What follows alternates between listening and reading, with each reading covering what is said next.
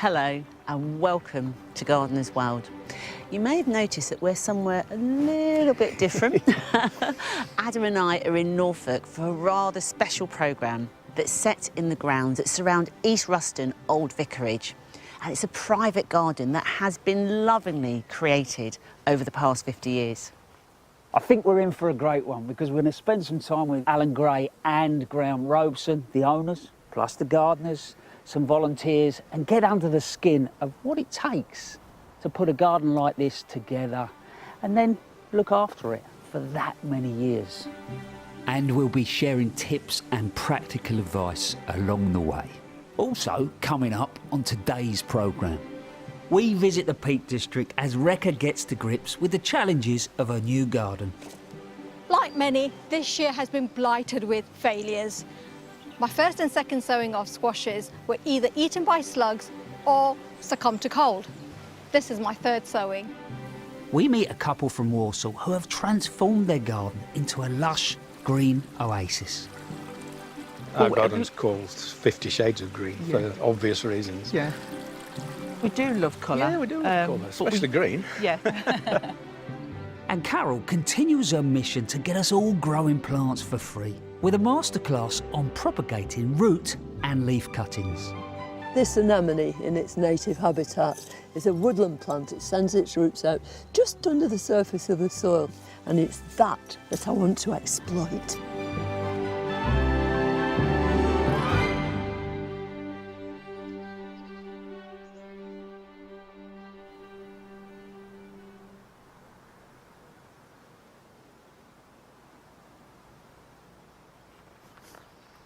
I think one of the fascinating things about this place is just the quantity of different garden rooms and carrying slightly different atmospheres. Well, there's so much to explore. I mean, take this place, the Desert Wash, OK?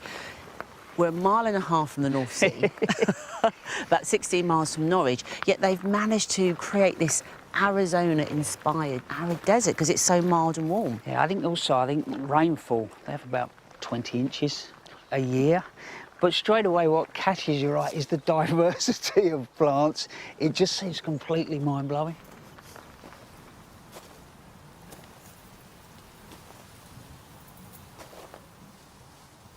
The Desert Wash Garden is vast. It's set over 2 acres of land and has been designed to resemble a landscape which is dry and arid. But when it rains there, there is a deluge of water that comes down and causes flash flooding, creating ravines, and rocks get cast aside. And that's what's been represented here. There are giant drought-tolerant plants that are adding to the drama of this landscape alongside 400 tonnes of flint. And can you believe none of these plants are protected over winter?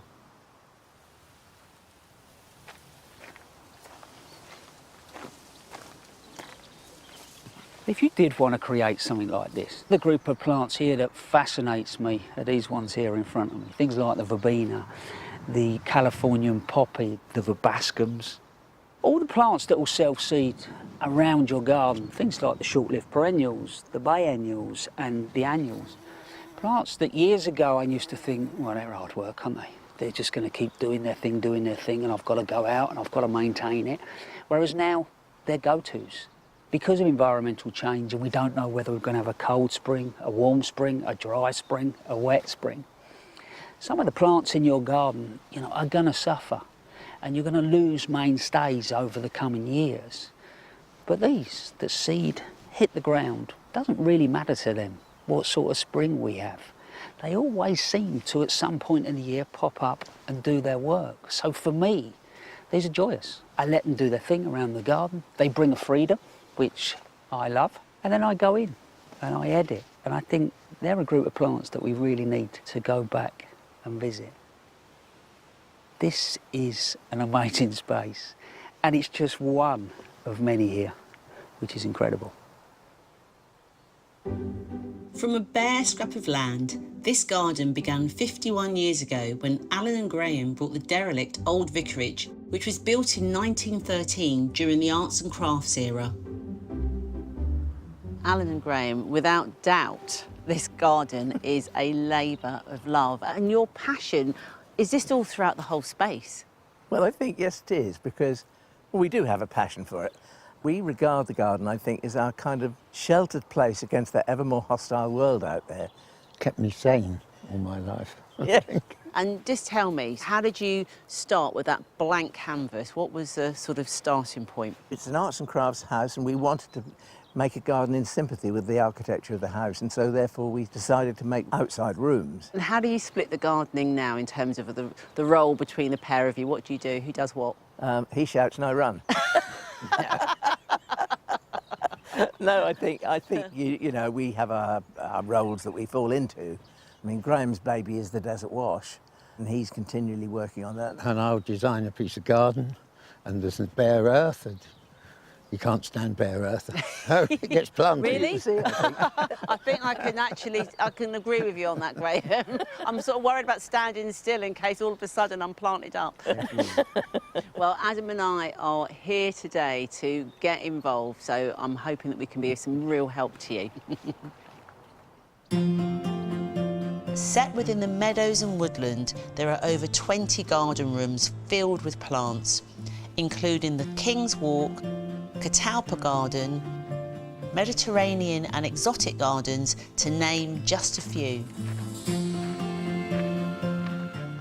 And this is known as the dahlia border. And I think it's really wonderful. It's singing out at this time of year. It's full of tender perennials and annuals and some really old-fashioned favourites, like this Phlox Superstar. And then you've got the deep burnt orange of the Tagetes. But then in contrast, you come across this Eucomus, really statuesque, really exotic, completely different. And I think that's the magic of where Graham and Alan love having a real exuberance in the border. But it's September, which means it's a perfect time to take cuttings from tender perennials. And what we've got here is this yellow marguerite. So what I'm looking for are side shoots that haven't got a flower on them. So this one here, just cut above a leaf node. So by popping them in a plastic bag, just helps them to stop drying out and preserve them until they go and get planted up.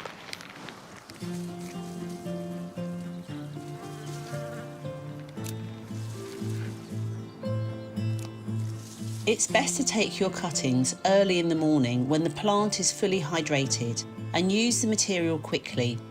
So I'm taking this to Alan and Adam, who are waiting to do just that.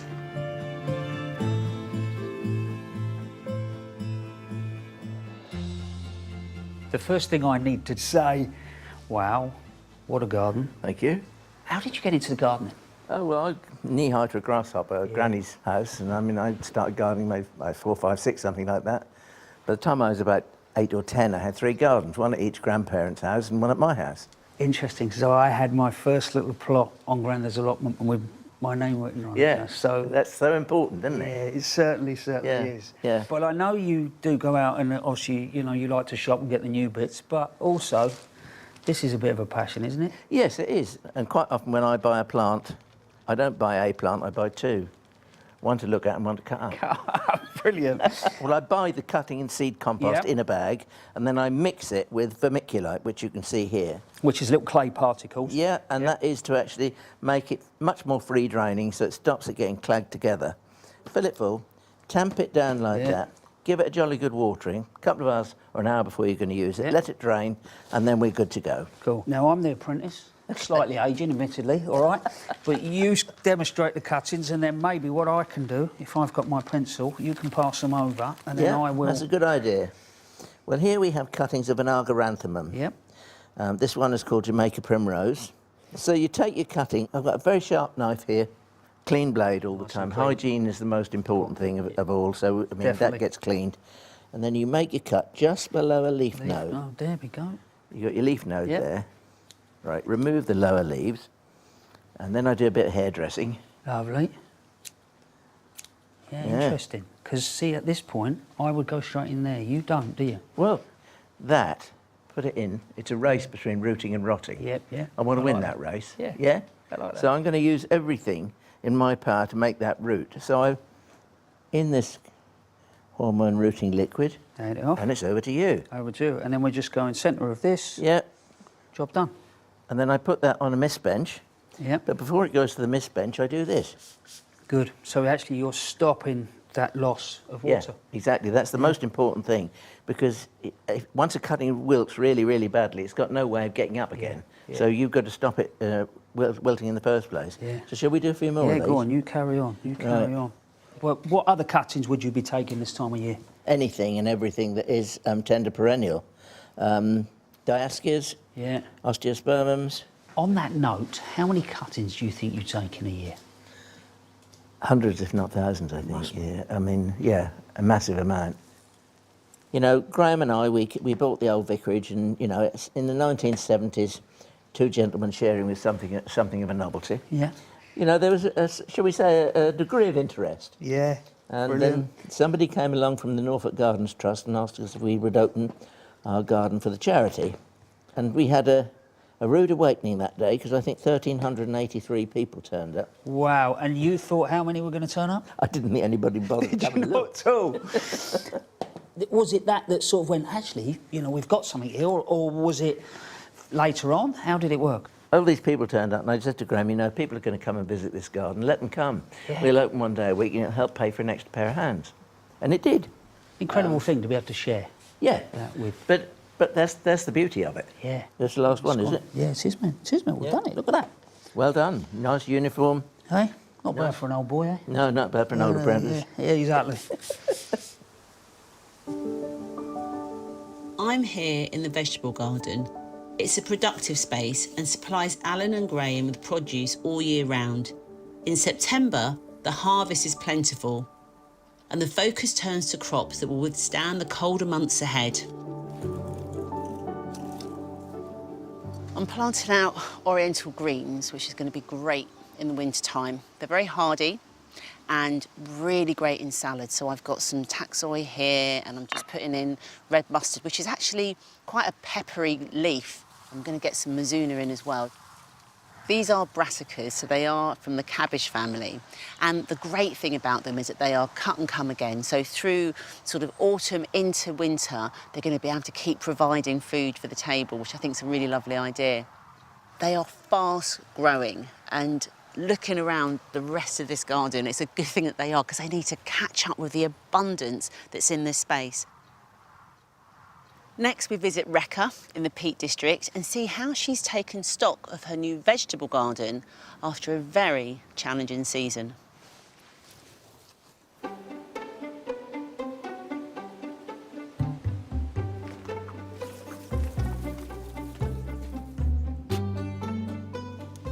It's summer.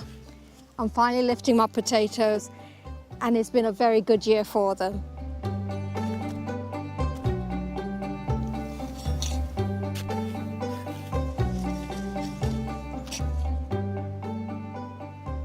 These are Charlotte potatoes, second earlies. Normally, you would leave them 15 to 17 weeks before harvesting, but I tend to leave them a little bit longer, just so that we get bigger size.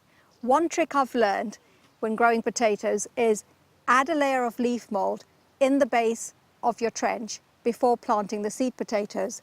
That provides a lot of moisture to the plant when really needed in the early days, but it also provides them a little bit of acidic soil, which potatoes love.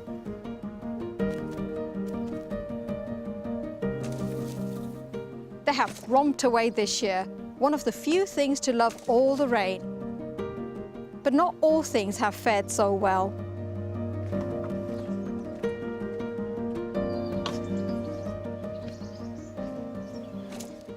Like many, this year has been blighted with failures. My first and second sowing of squashes were either eaten by slugs or succumbed to cold. This is my third sowing, and I have only 2 squashes left. The one near the house with the extra heat from the walls is the only plant behaving itself. The other is this one. It is struggling after being hit by cold nights. My tomatoes suffered from the same extreme temperature variation. These are beefsteak tomatoes, so they should fit in the palm of my hand. I mean, look at the size of them. But I have to be pragmatic. I have to say that I'm at a very high altitude and on a north-facing slope, and these beauties love heat. It's not all about me. The squashes planted in beds were devoured. Slugs and snails tend to attack weak plants, so I'm wondering if I also have deficiency in my soil that may have contributed. It's not all doom and gloom. There are some things I just won't be able to grow in this climate, this altitude, but there are plenty more that I can. First, I need to take care of my soil, and this is where this comes in.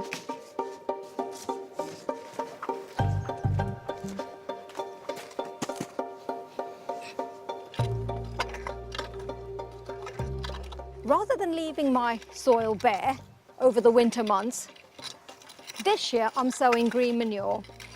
Bare soil can cause soil erosion and wash away the nutrients. This way, the green manure will lock it all in. I've already sown ryegrass, which is a great ground cover, as the roots knit together and protect the soil. Today, I'm going to sow phacelia, which should have time to grow and flower before being knocked back by the frost. These may even have time to self-seed and fill the space in spring, when pollinators are searching for nectar. I also love to sow field beans, which overwinter well and tolerate temperatures down to -10. Not only do the tops and beans taste great, they also fix the nitrogen for next year's crops.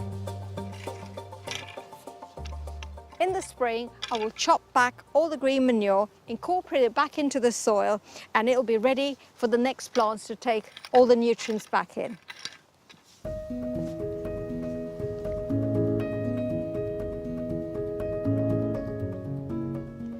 I've had some surprise wins this year, and I intend to maximize on them. My onions are doing brilliant. Rose de Roscoff that I grew from Save Seed is really doing well. But this year, I'd like to save this one, which is Bedfordshire Champion. Once I've harvested them, they'll go into the greenhouse, dry out, they'll crack open, revealing their little seeds, ready to save in little envelopes for next year. I've already harvested my garlic and is drying. The variety was chalk white and it has given me a bumper crop. It loved the cool Peak District weather. I'll save a couple of these bulbs to plant again in autumn. Peas and beans have done really well in my pots, but I've decided that this variety, Blauschhocker, I'd like to save seeds from. So what I've done is I've allowed each and every single plant to go to seed, and now I'm just ready to harvest them. I can feel that they're crackling, but also they've lost their colour. They were really deep purple, so now it's time to save them. I'm just going to pop these into a tray, leave them in the greenhouse, allow them to dry off a little bit more, and then they're ready to store for next year.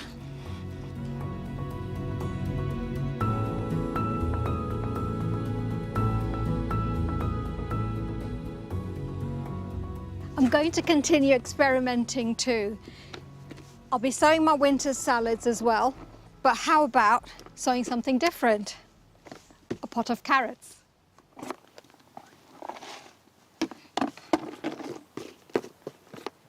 I'm using peat-free compost in a tall pot. The reason why I've chosen that is because the variety I'd like to grow are long and slender. It's called Lunar White.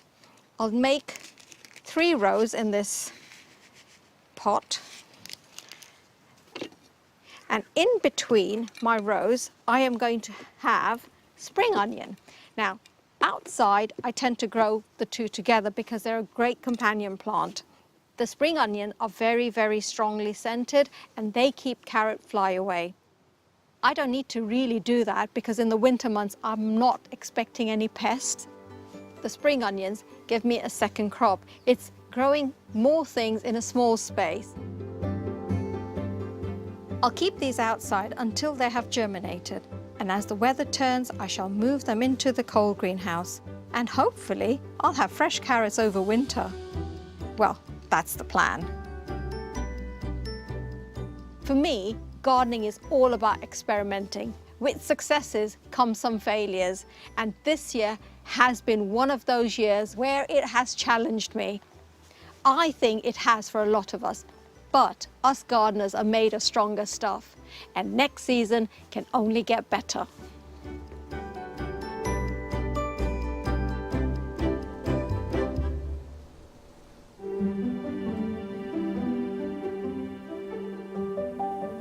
Verity Holden Oates is one of the gardeners tasked with developing the vegetable garden and keeping it productive. Verity, I love this frame that you're creating to protect the veg. Thank you so much. Yeah, it's all recyclable. Just keep the pigeons off while these are still young, especially. Very good idea, I'd say. So how long have you been gardening and been here? I've been gardening probably about 10 years just at home. And then I started volunteering here about 1.5 years ago. And then, yeah, work came up, so I took it and absolutely loved it ever since. Well, Yeah. I have to say it looks amazing here, so you're doing a really, really good job. And there's no dig principle here, isn't there? Yeah, so we're doing the no-dig method. It's new to this particular part of the garden. It's working really well. This year it's been fantastic. The plants have been so healthy. One of the benefits is the no weeds. You will get some finding their way, but the ones that you do get, they come out a lot easier. We had a big chicory problem. We're not getting that anymore. So a lot less work for me. A lot less work, which is really good. Yeah, yeah. So obviously that's not turning the soil over and keeping the soil structure very good. The water retention's better, the drainage is better. All does lead to higher yield. Yeah, well, the yield in here, I have to say, looks really amazing. So I think it's definitely working. Do you need some help getting the net over? Lovely, thank you.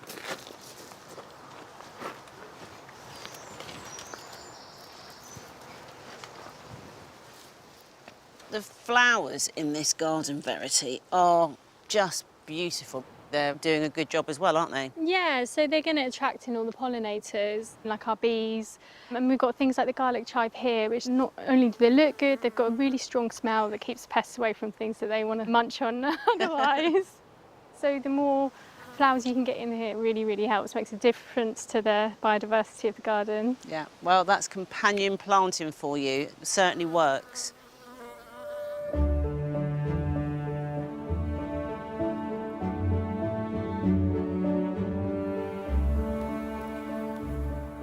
As you move from space to space, the magical thing is the atmosphere changes. Now I'm in the woodland. There's all these wonderful greens and you just want to slow down and there's a real calmness. But at the same time, nothing feels classical. And what I mean by that is if I stop and look up, there's these huge eucalyptus that are just pushing their way up through the undergrowth. They really are incredible. We also think about a woodland garden, especially in this country, as a classic spring space. But look at those. The hydrangeas this time of year look incredible. And they've been given the space to do their own thing. So you've got these various different colours that sort of wallow and move their way through the area. And it's, yeah, it's special.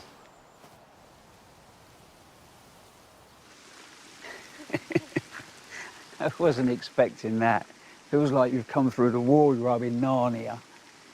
And you really have arrived in a different world. Incredible. Now I'm thinking tropics, nice hotel, pina colada. But you've got a big water feature that pulls you in, classic design. And then look behind it. Look at the size of those. That's tetrapanics.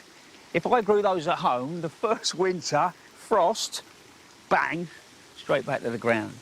I think as well, we come to gardens like this and we walk in a space like this and, yeah, that's all right, because they've got the space. How can I do that at home? But I think you can.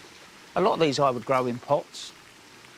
Look here, gingers, bananas, cannas, castor oil plants. There's a fig, tetrapanics. You imagine arranging all those in some nice, maybe terracotta plots. And then we've got things like the salvias, the cosmos, just working their way through and bringing that summer colour. As well, it's worth looking at shapes, forms and finishes. I think this is a garden that Anne-Marie and Andrew Swift from Walsall would definitely approve of.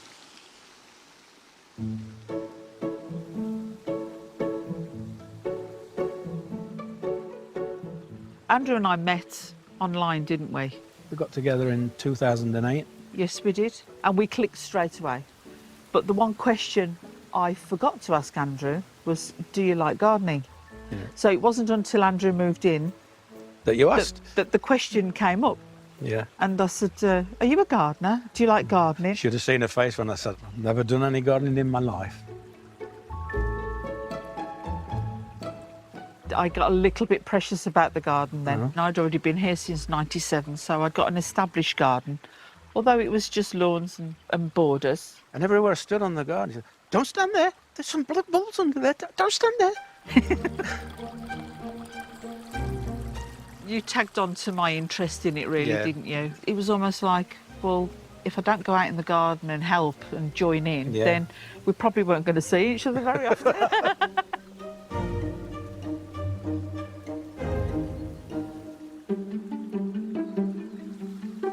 It is a shady garden, but we built it with that in mind. We wanted shade. We're not sun worshippers. We both have a passion for trees, a passion for hostas, and Ferns. an enormous passion for Yeah. ferns.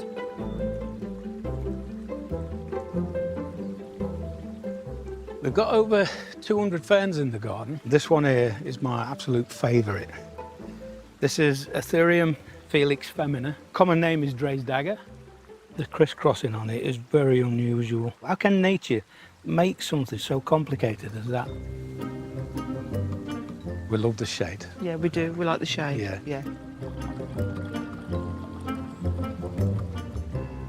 This is another fern that doesn't actually look like a fern. It has a white line down the leaf. The common name on this is Cretan brake. And what's the Latin name? Don't ask that. Thanks, Duck.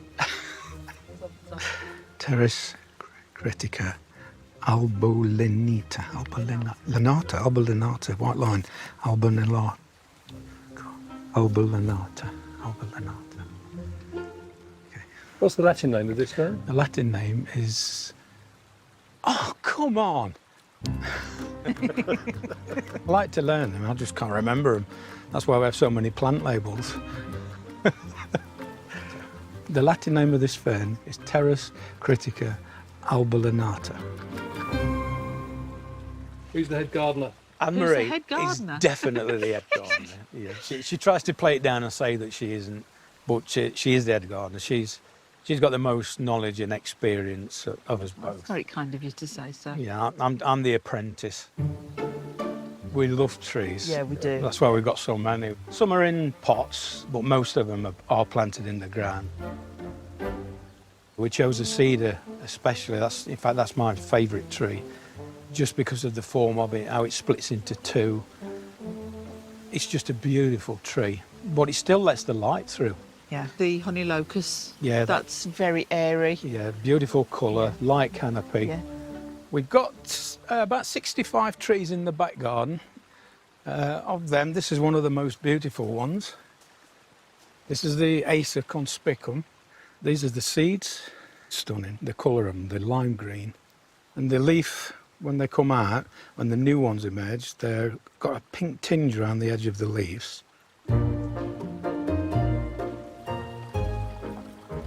A lot of people think we're mad, don't they? Because every time we pull up in the car, there's a boot full of plants, trees. We started doing it in the dark now. I often say trying to reverse up to the drive so we can open the boot in the dark. And that's not a lie. We did it the other day, didn't we? Yeah.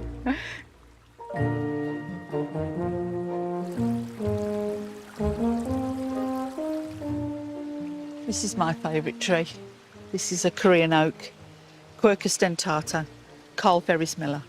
It's probably about 10 years old now, maybe 11. It would grow to be a huge tree, but we keep it contained in a pot, so it won't grow much wider than this, but it'll grow taller. Our garden's called 50 Shades of Green for obvious reasons. Yeah. We do love colour. Yeah, we do love colour, especially green. Yeah. Yeah, but we do use colour in different ways to probably normal gardeners would use it. Yeah, we've got coleus scattered about the garden to give colour, Yeah. because coleus will grow in the shade anyway. Yeah. Lilies. We have lilies. Yeah, they grow in the shade. They grow anyway. Really well. Yeah. They're a bit slower in coming out than Yeah. if they was in the sun. But they do come out. Yeah. And they stay fresher for longer as well because they're in the shade.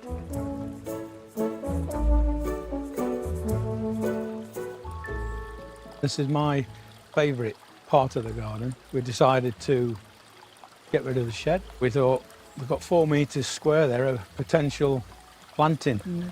I got to pick my plants, what I wanted to put in there. I had permission. So I put a nice tetrapanax in there, which I'd always wanted to put in the garden, but didn't have the space. I'm really looking forward to seeing that develop. There's a couple of new bananas in there as well. And I built a new water feature. Really love our garden. Yeah. Just knowing that we've created all this ourselves as well. You know about the plants now? Yeah, I do. Which you didn't. Yeah, but I do know a lot about the plants now. Yeah. And I knew nothing before, so Yeah. I'm really pleased about that. But you're definitely the head gardener. Boss.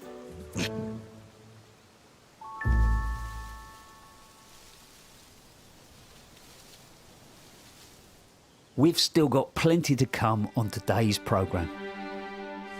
Carol continues her propagating masterclass to show us how to grow plants for free.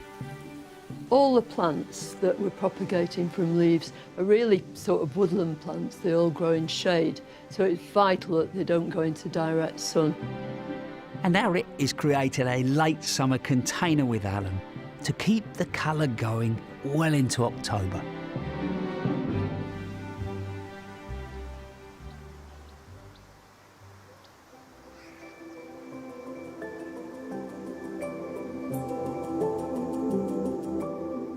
I've come to the Diamond Jubilee Wall Garden to meet garden coordinator Ian Roof, who has worked with Alan and Graham for many years, and he's discovered a botanical oddity.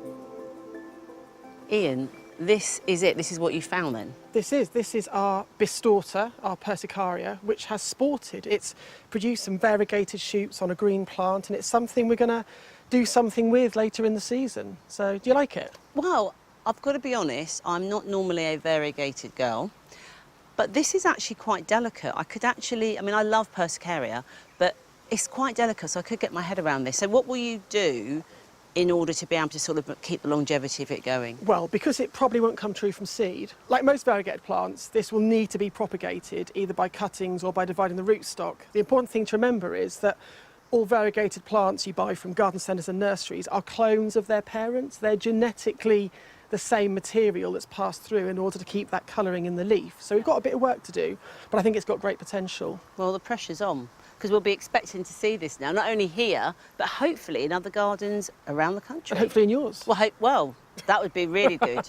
So come on, get it going.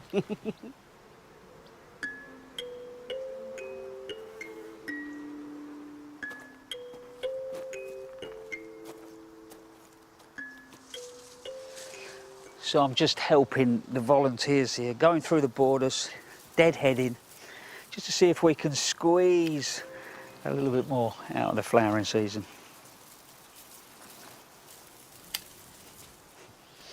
While I finish this off, we're catching up with Carol, who's been very busy delving into the world of root and leaf cuttings to carry on that masterclass in providing plants for free.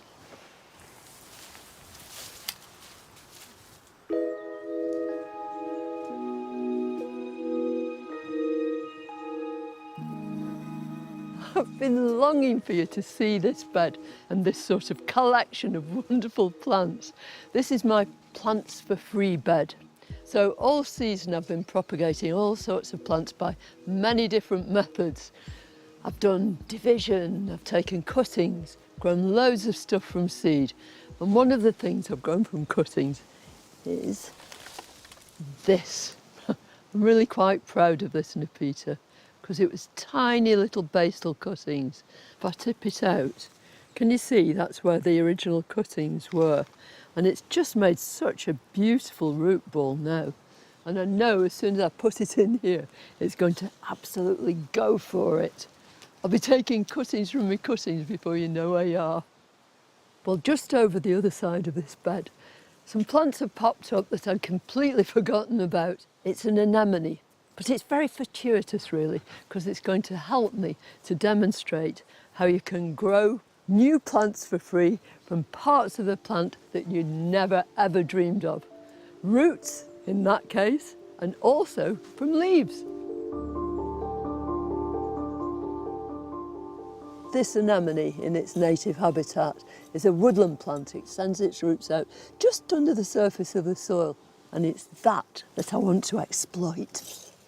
From little slender roots like this, that's the ideal sort of size that you want those roots to make brand new plants.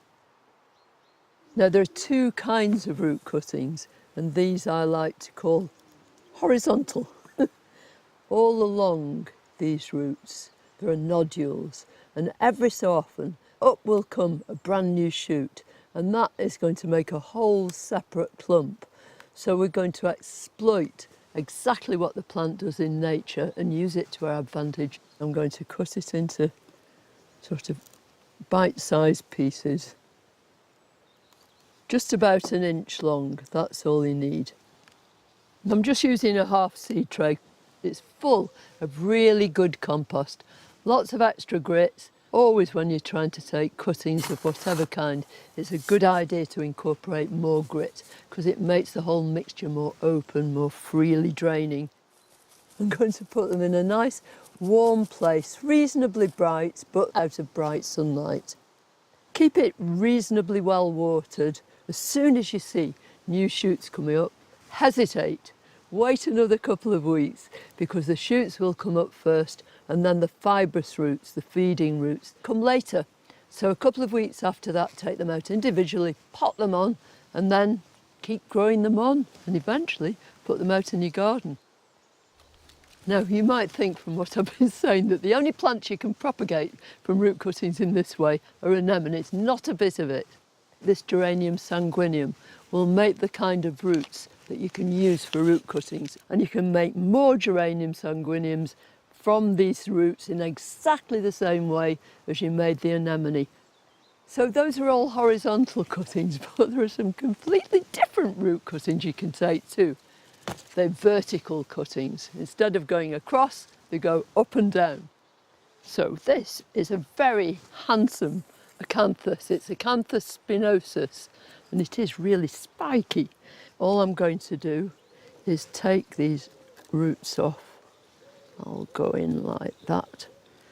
There are several plants you can do this from. Anchusa is one of my favourite, with those brilliant blue flowers and big thick roots. Verbascums, all those perennial verbascums, the Verbascum Chakesii, there are all sorts of gorgeous hybrids of them. So you want these cuttings to be maybe a little longer than the ones that were horizontal, maybe about inch and a half. The key bit of information that I haven't given you is that you should always plant these cuttings the right way up. And the right way up means exactly the way they grew in the ground. So always the bit that's closest to the soil is the top of the cutting, and the bottom of the cutting is always the bit that's going downwards. Now I'm pushing these straight down until they're completely flush. The top of the cuttings is flush with the compost. Then all that remains to do is put some grit on the top of them. A nice warm place out of brilliant sunshine. Make sure that they're reasonably well watered, and you'll have a whole load more acanthus plants.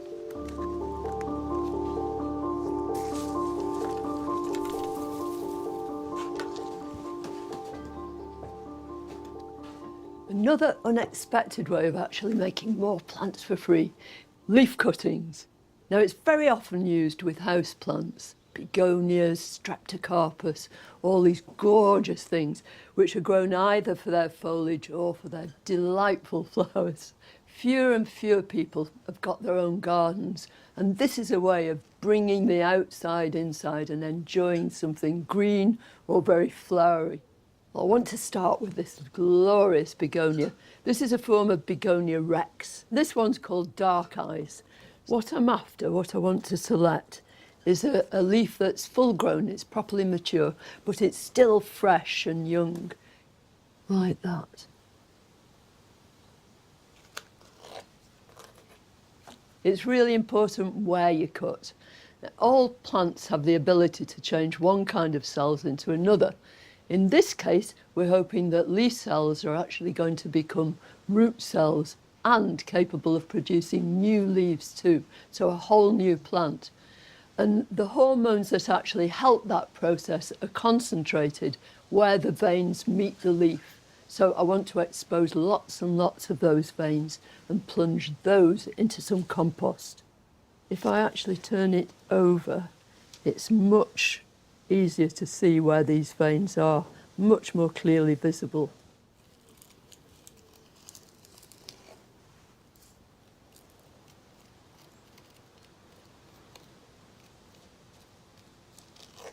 Now I'm going to turn my board right round because I want to cut across this way now and make all these into squares. These cuttings have got to actually sit in the compost, but not too far. So I'm just using a plant label, it is, a bit of old oak, and I'm just going to make these little furrows. Now I'm working from the outside of the leaf, which means that the base of the cutting there is going to be the closest to that central midrib, because that's where the greatest concentration of those hormones is going to be. So make sure you keep your leaf in the same place whilst you're doing this. Don't go and answer the telephone in the middle. All the plants that we're propagating from leaves are really sort of woodland plants. They all grow in shade, so it's vital that they don't go into direct sun. And keep them moist but not wet. So this is what you're aiming for. This is one, though, that's been done by basically the same method, but this time using a whole half a leaf, cut just below the midrib and pushed in, inserted into the compost. But I like doing these individual pieces because then when you come to separate them and pot them up, they're much more easy to move. But either way, it doesn't matter. Depends how much time you've got. And it only takes a few weeks under ideal conditions. If you've got one of those propagators with a little top on it, then all the better because it'll keep in that moisture.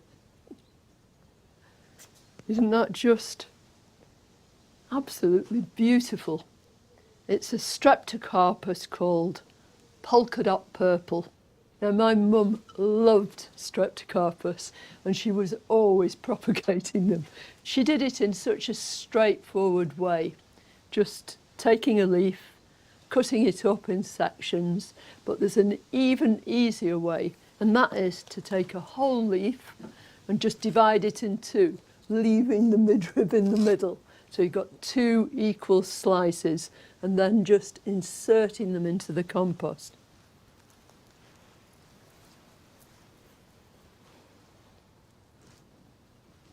Little plants will start to form.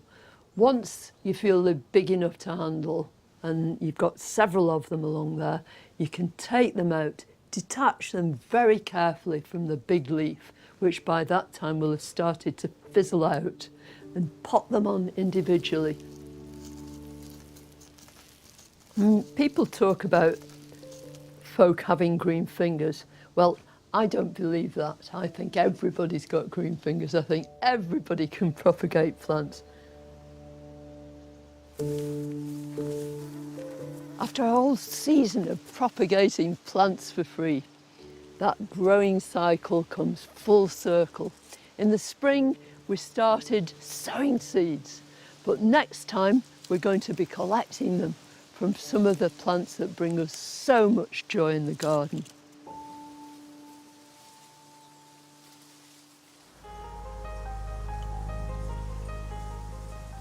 Maintaining the borders at the old vicarage is a monumental task. I'm out with some of the volunteers that come to help each week, and on top of discovering botanical rarities, Ian also manages this team. You know, I think I've just walked in to my favourite part of the garden. Yeah, I can see why you love it. It really is a good space. But interestingly, this is a huge garden that doesn't seem to be looked after by a huge amount of people. No, it's not actually. I mean, we don't have many full-time staff. There's actually one full-time gardener, but I run a freelance team that comes in regularly, and I run a team of volunteers as well. So what are we doing here then? Well, we're going to take back some of this fennel. We're going to thin it out. We love self-seeders here. We love the fennel. We love all the other plants that seed about, but they can get a bit too heavy sometimes, and the fennel in particular can go from being a lovely mist into a thicker fog. It's about just going out there, paying attention, and there's a right moment, and it's about balance, isn't it? Yeah. Right, we better get on with this. Get it trimmed back. Yeah. All right. I think that one there, is that the lot? Small one here. I think we're good.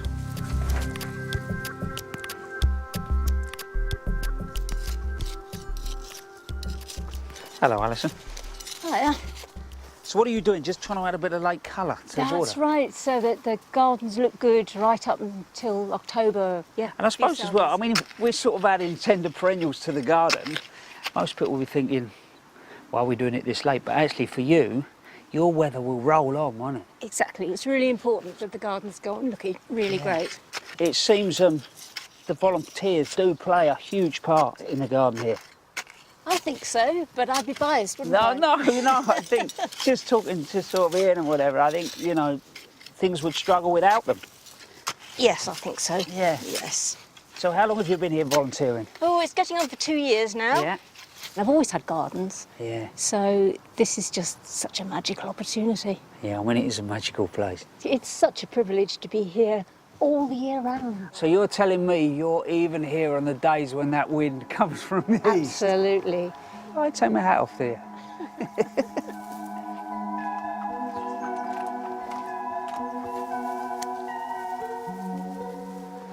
Josh, it seems like we've been sent to tackle a never-ending job.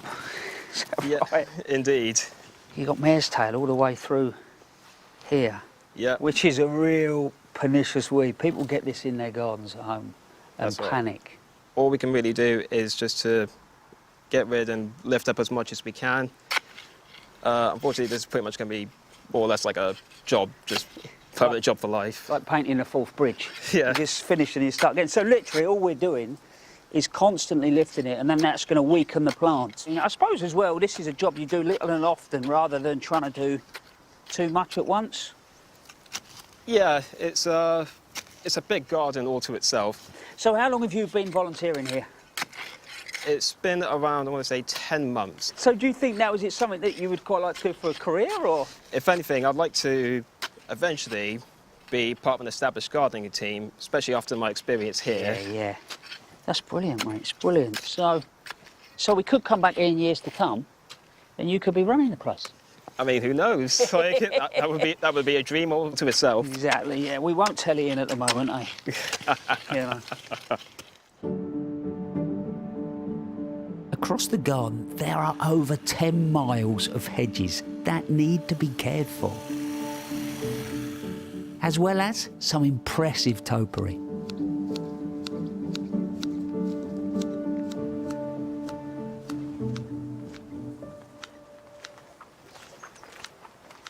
There is loads of hedge cutting going on around this place, and it's the right time of year, September.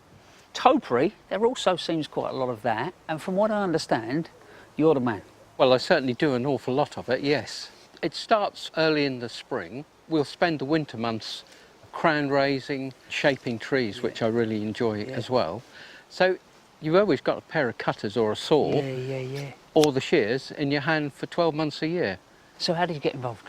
I volunteered about 7 years ago and quickly established that I'm rubbish at weeding, which I thought was a good move. But having done, 50 odd years hairdressing, I swapped my scissors for a pair of shears, and I love it. Be honest with me though, when you were clipping away, are you asking them what they're doing for the weekend or any nice holidays coming up? Absolutely, but the advantage is they don't talk back. So now, in a sense, everything gets a short back and sides? Absolutely, yeah. Brilliant. I'll leave you to it. Nice to see you. And you.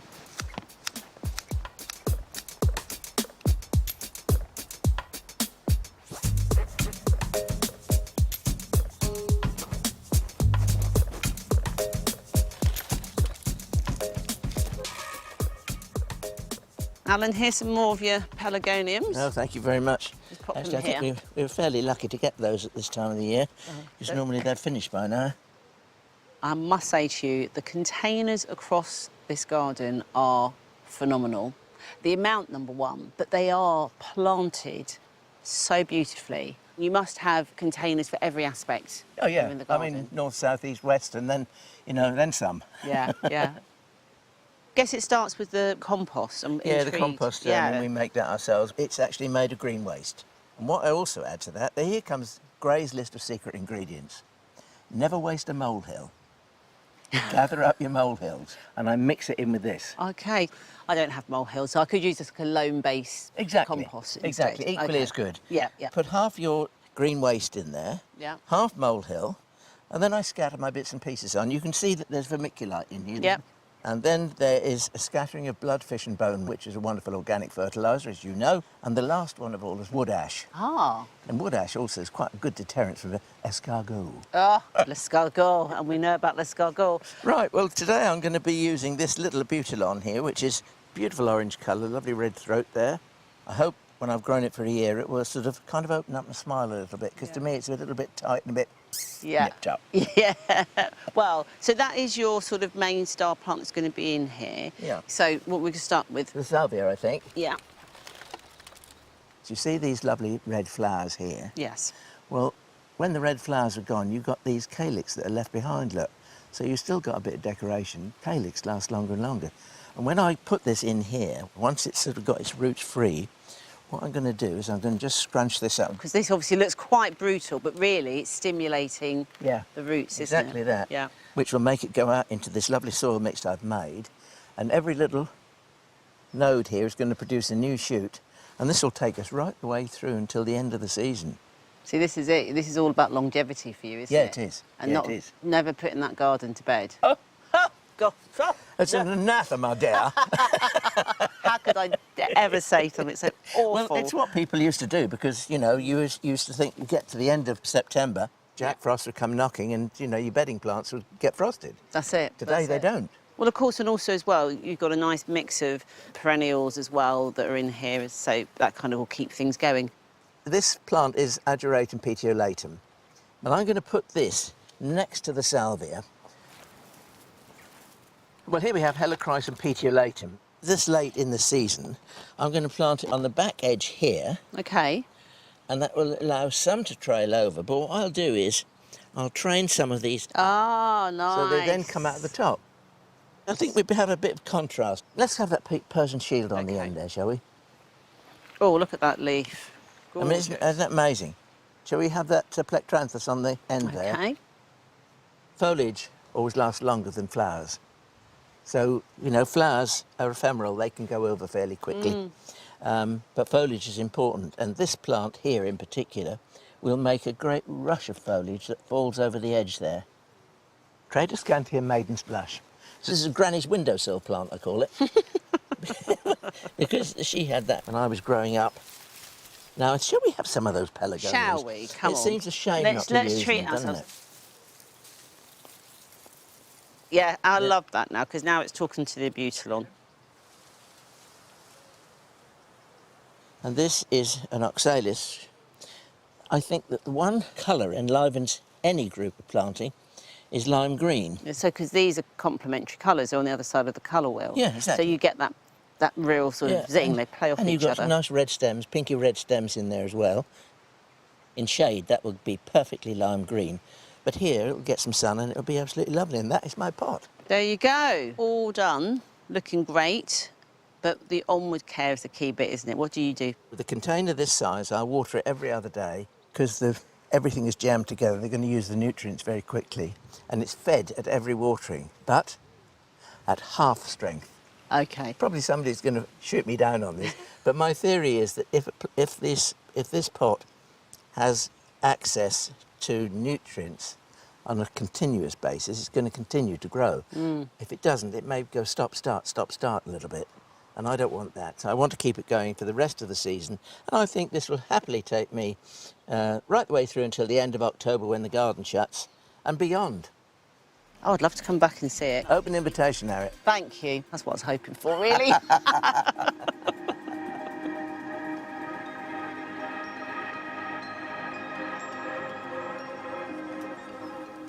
It's incredibly difficult to walk from A to B in this place without something stopping you in your tracks. Look, I've seen that done with auriculas, also pelargonians, that idea of a theatre, but never with begonias. That's something. But also you need to look at this. Now, this is what I call a potting shed. So, while I put these tools away, here's a few jobs you could be doing at the weekend.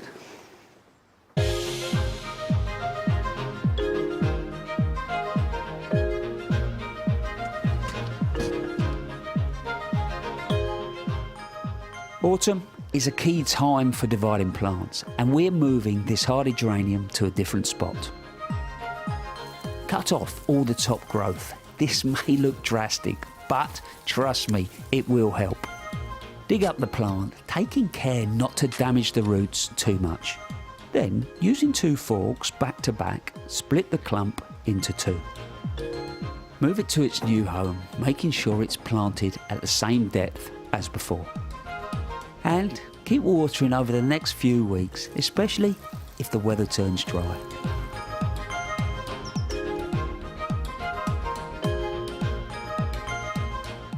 Agapanthus seed heads can look rather attractive in a border, adding an extra layer of interest as they turn brown. But in a mild winter, they can become prolific self-seeders, and named varieties won't come true from seed. If you want to avoid this, cut each stem right back to the base. Once you've done, gather them up and add them to your compost bin.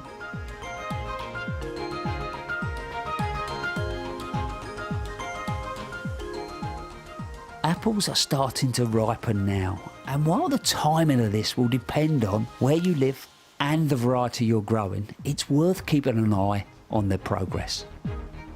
Hold each one in the palm of your hand, and without applying any pressure, just gently twist. If it comes away easily with the stalk still intact, your apples are ready to pick.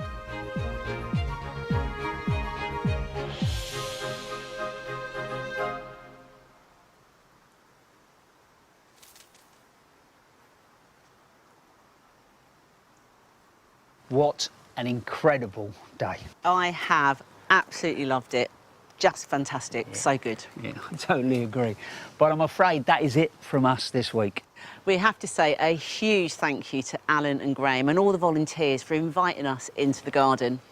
But next week, Monty will be back at Longmeadow, slightly later time of 9 o'clock. But from Norfolk, bye-bye. Bye.